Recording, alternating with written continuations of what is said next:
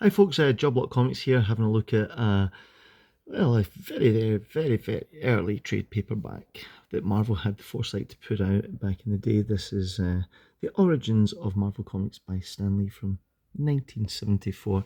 Look at that fabulous painted cover. There we go, with all the greats. Now, what is this? It's a book, haha, and it's like a proper book. It's got the Origins of Marvel Comics.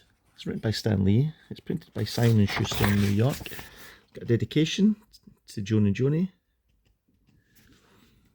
It's copyrighted in 1974. And it is pretty much, as it says on the front, it's an origin of Marvel. And with Stan Lee doing the prose in this, yeah. In his usual flamboyant way. And Marvel saw the Fantastic Four, and it was good. So you get a little prologue here, yeah, and it's everything that you'd expect from Stan. And then we get part one, if one is good before will be better. And we get more prose.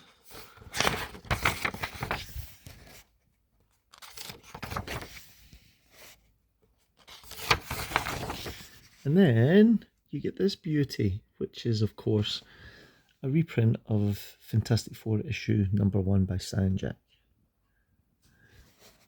So you'll see the way that this works here. It's pretty much a sort of introduction to Marvel Comics. And it's done with notes by the writer himself.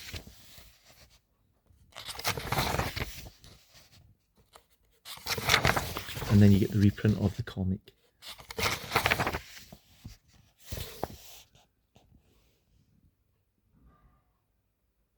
So it's just fantastic to think back to a time when you couldn't really get hold of these comics. There was no such thing as a sort of trade paperbacks and that back then. And then all of a sudden you get hold of this, you find this book that has got all your favourite characters in it. And on top of that, it's also got notes from the writer, yeah.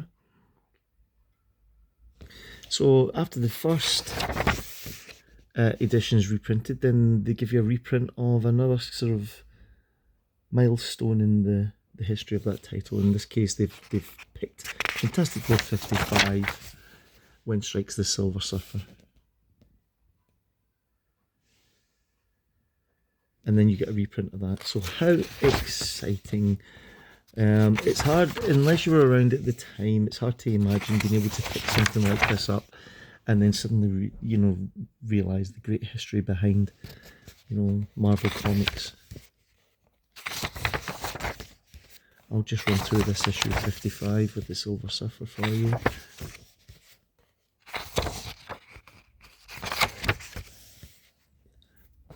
So there you go. As if that wasn't exciting enough, you get to part 2. There shall come a jolly green giant, and you can probably just imagine what that's going to entail. The book goes on in this way. I'll just flick through. You see there's lots of prose, and then you get the reprint of the Hulk doing this thing. And then you get a little bit of prose, and then after the first issue they give you another classic reprint.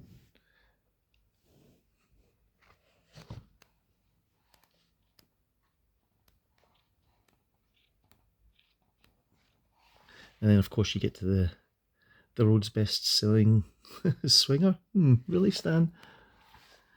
And again you get more prose.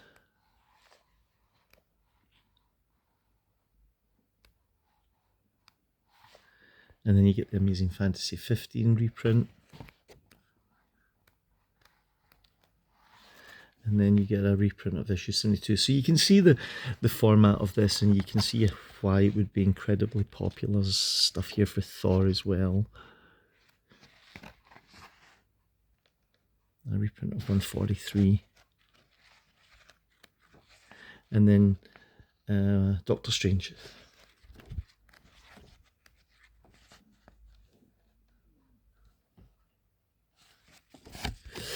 And that's how that book worked out, and it did really, really well for Marvel.